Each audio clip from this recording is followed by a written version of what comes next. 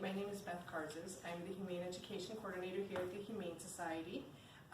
Welcome. And this year we are going to offer this video orientation so we don't have to do an in-person orientation. So we're going to go over some logistical information that you need to know to be prepared for the first day of camps. So we are in the camp classroom, and this is the room that you will be dropping off and picking up your camper each day of camps. The first thing I want to point out to you is we have emailed you a parent camp packet. It's got a lot of information about the camps, but what we do need is there are all the release forms and contact information forms that we ask you to complete and scan and email to me, or mail them the old-fashioned way, or drop them off at the adoption center and tell them to put in my inbox. We need them 2 weeks prior to the start date of your child's camp. Most important, besides making sure that your signature is on all the individual release forms, is also the last sheet. It asks you to list everyone who has permission to pick up your camper. This is really important. We cannot release your camper to anyone that you have not listed. So just take some extra time and complete this. Add anybody who may be visiting your household this summer, any older children who are now driving that are permitted to pick up your younger camper. That would be great. And then again, we need them 2 weeks prior, the whole packet 2 weeks prior. And in this email with this video, there's also this parent packet link.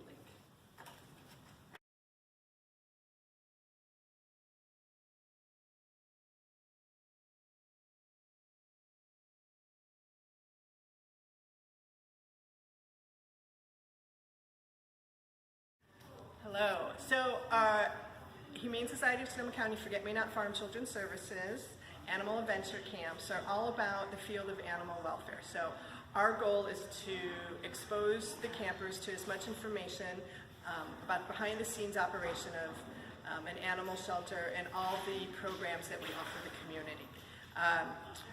We have scheduled interactions with the various different animals that we care for here in the adoption center and at our farm sanctuary.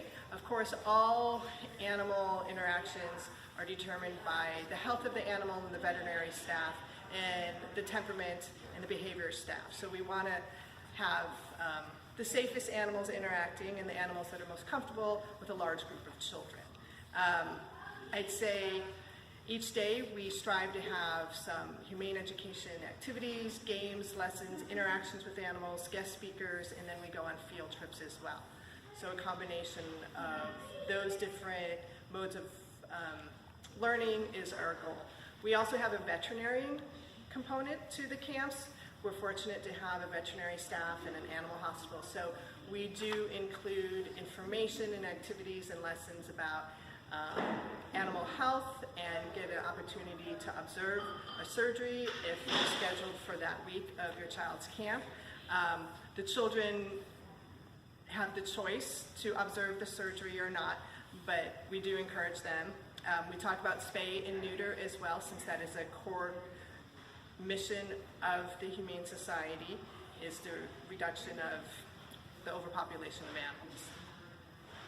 So camp hours are from 9 to 3. We open up the classroom doors at 8:45 a.m. We do ask that you sign in your camper. We'll have a sign-in sheet when you arrive, and you want to drop them off in this classroom. So this classroom is at the rear of the adoption center. It's in the large adoption building on the property. As soon as you drive off of Highway 12, you'll drive down that long side driveway that we have and park in this rear parking lot here.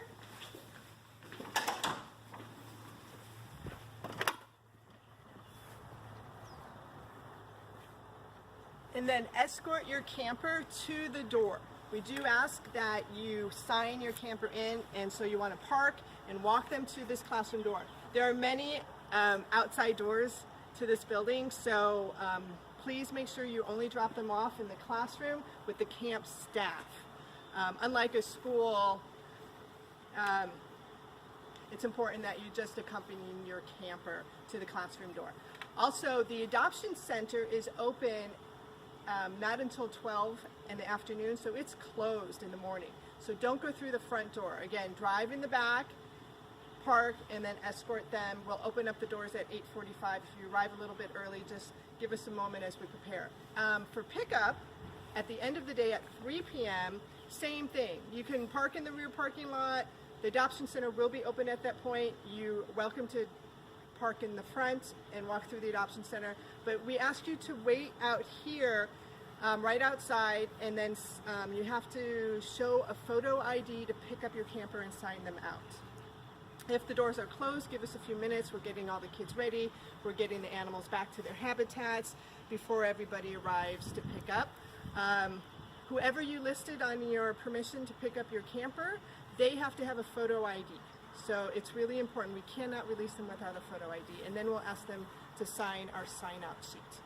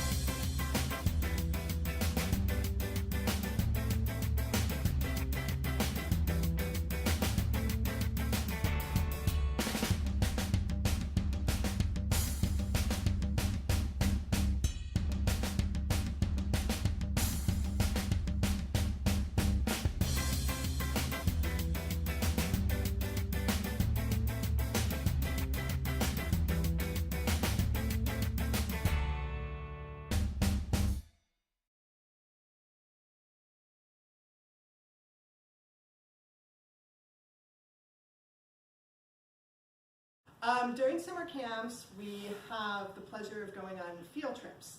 We go on field trips in the morning, and we lease a school bus, a smaller size school bus that you will see parked in the parking lot. You want to be on time the days of the field trips because we leave as soon as all the kids show up by 9:10. If you're going to be absent or have an appointment that you're planning on bringing your camper later that day, you can't bring them until after we return from the field trip. So you want to talk to me the day before or sometime during that week to make special arrangements, because unlike a school, we don't have like a principal's office or another classroom where you can leave your camper. So if you can't be here on time on the days that we leave for a field trip, talk to me and we can arrange you arriving upon our return to the Humane Society after the field trip. Probably be joining us in camps. He's my personal dog, and so sometimes he comes to work with me. I want to talk about dress code. So for our camps, we ask that you wear long pants or long jeans, no shorts. You want to wear sturdy shoes like running shoes. The shoes have to be non-skid and cover your toes. So no sandals, no flip-flops, nothing with holes in your shoes. We go on hikes on the field trips, so you want them to be sturdy. The hikes have inclines and declines on rough terrain throughout Sonoma County regional parks, so make sure the kids' feet are protected.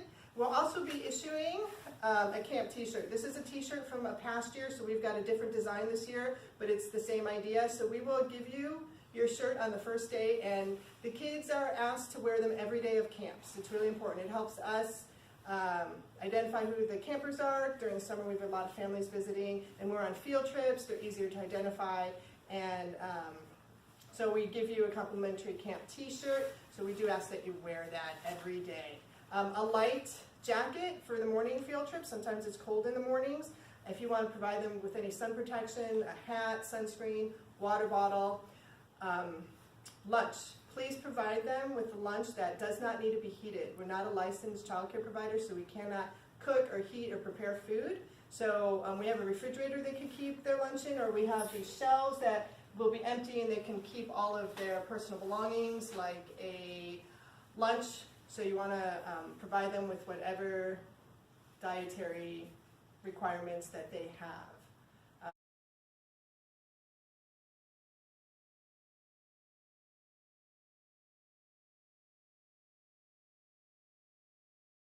So safety and behavior for camps. So safety is our primary concern. Obviously, we only work with safe animals that we know will be safe around a large group of children and can tolerate a large group of children and loud noises.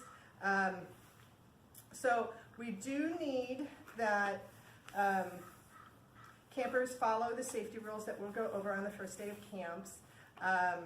Working with children and animals, all the animals we work with do have teeth, so they all have the potential to bite. Obviously, we choose the safest animals like I mentioned, but we do need the kids to meet us halfway and follow the safety rules that we go over.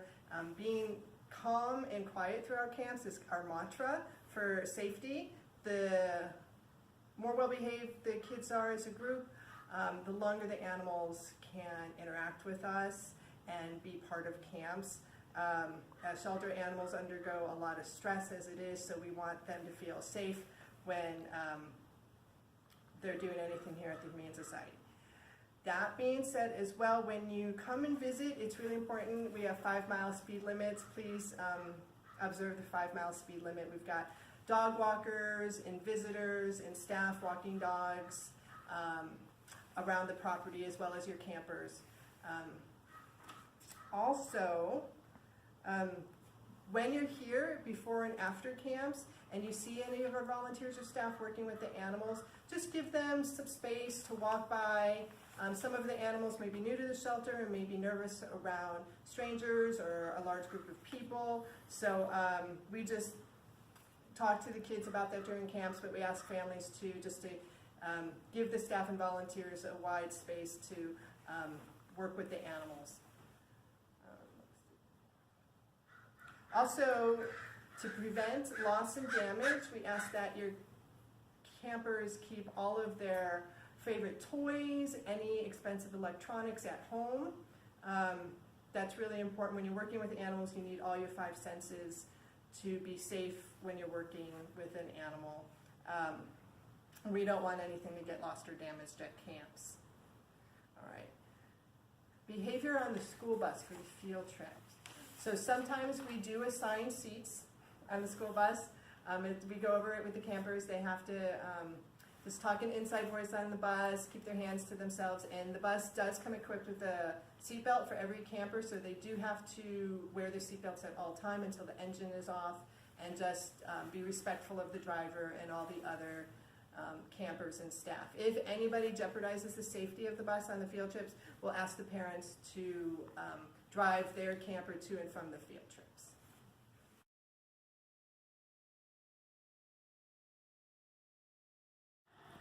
So allergies during the camp season. So there's hay fever, a lot of pollens are out. At the farm, we have a lot of feed and hay and grasses when the kids are working out at the farm. And on the field trips, there's a lot of pollen. So if your child has any allergies, plus all the animal dander. So on the website, we inform people this is not a camp for any campers that have allergies to animals, because it is an animal camp. If they've got allergies to the seasonal pollens, we can't provide any allergy medicine, but parents can before camps if you want to put them on something. Sometimes the kids have hay fever, have never experienced before, and all we can do is have them wash their hands and splash their face with cool water to get the pollen off. If they have a prescribed inhaler, we ask that you bring it to camps, you review how to use it with your camper, and they hold it on their person during camps. Even if they haven't needed it in a long time and haven't had an attack, our camps, between the animal dander, the field trips, the exercise on the field trips, The farm has been known to induce an asthma attack, so it's imperative that they bring it to camps and not need it, then need it and not have it.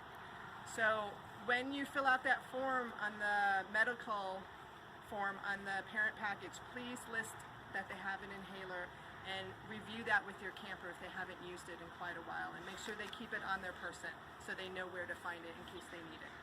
Thank you.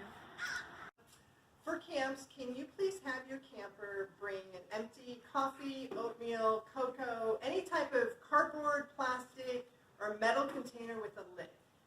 It's the one project that we do where they decorate. Because we are a nonprofit, we discuss what a nonprofit is and about fundraising, how nonprofits have to do fundraising and philanthropy. And so they make a donation container out of these empty containers that you help provide. And then they'll take them home, and they'll raise some money through some brainstorming fundraising ideas that we have for children. And then the hardest part is actually you just bringing back their fundraising efforts in a couple weeks or a couple months or by the end of summer camps. And we track it here on our phone thermometer throughout the summer. And traditionally, I would say the campers raise anywhere between $1,000 and $1,800 a summer, collectively all the campers together.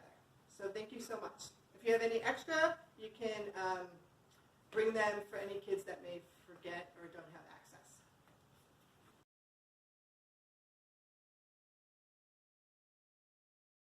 So in wrapping up, a few last reminders. We are an educationally formatted camp, so in addition to working with the animals and at the farm and on the field trips, we do have classroom educational information. And so our goal is to teach and to educate. So you want to let the campers know that. Also, for a few safety things, we're trying to get this cute cat to join us so that you'll watch this video.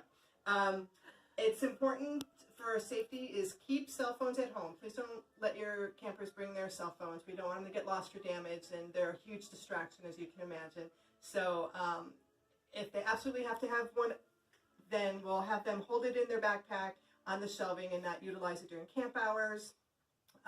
If they are addicted to their cell phones and can't stop using it, then we will take it from them and hold it for them and give it to you at the end of the day. Please don't wear any jewelry. Don't have the campers wear jewelry. It gets lost and damaged, and then animals do like to ingest little pieces of jewelry, which is dangerous for them. When you drop off and pick up, it's a really busy time, and the adoption center is really busy as well during the summer. So we ask that you keep your own animals at home when you drop off and pick up. Don't bring them to camps. We appreciate that. Also, there's no pre or post camp childcare. So you want to come on time at 3 when we pick up. We give you a grace period of 10 or 15 minutes. If you're extremely late, we do have to charge $1 a minute for every minute you're late. I don't want to do that. We are 5 miles west of 101, almost to the town of Sebastopol. A lot of GPS units direct you in the wrong direction east, so just be aware of that. We put a little map at the beginning of the video. Share that with any family or friends that are picking up, or share this video with them so they know where to come. Thank you so much for watching this, and we look forward to seeing you this summer. Bye-bye.